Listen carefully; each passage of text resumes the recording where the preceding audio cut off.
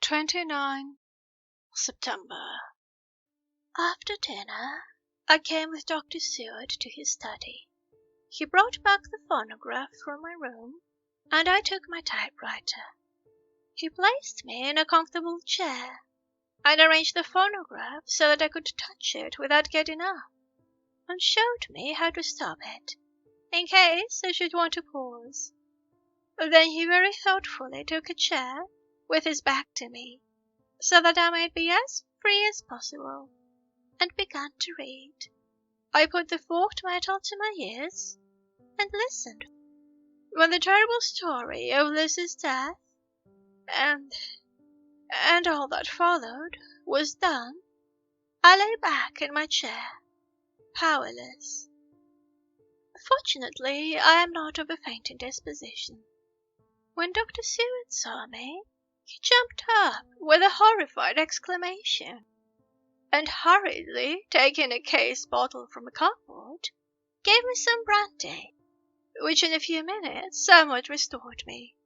My brain was all in a whirl, and only that there came through all the multitude of horrors the holy ray of light that my dear, dear Lucy was at last at peace.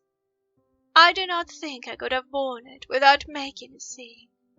It is all so wild, and mysterious, and strange, that if I had not known Jonathan's experience in Transylvania, I could not have believed. As it was, I didn't know what to believe, and so got out of my difficulty by attending to something else.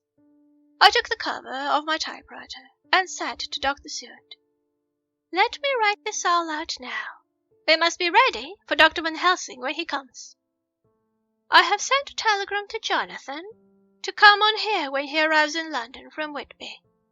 And this matter dates everything, and I think that if we get all our material ready, and have every item put in chronological order, we shall have done much.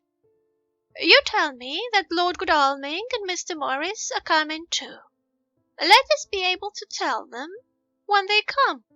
He accordingly set the phonograph at a slow pace, and I began to typewrite from the beginning of the 7th cylinder. I used manifold, and so took 3 copies of the diary, just as I had done with all the rest. It was late when I got through, but Dr. Seward went about his work of going his round of the patients. When he had finished, he came back and sat near me, reading, so that I did not feel too lonely whilst I worked. How good and thoughtful he is! The world seems full of good men, even if there are monsters in it. Before I left him, I remembered what Jonathan put in his diary of the professor's perturbation at reading something in an evening paper at the station at Exeter. So, seeing that Dr. Seward keeps his newspapers, I borrowed the files of the Westminster Gazette and the Pall Mall Gazette, and took them to my room. I remember how much the Telegraph and the Whitby Gazette, of which I had made cuttings, helped us to understand the terrible events at Whitby when Count Dracula landed. So I shall look through the evening papers since then, and perhaps I shall get some new light. I am not sleepy, and the work will help to keep me quiet.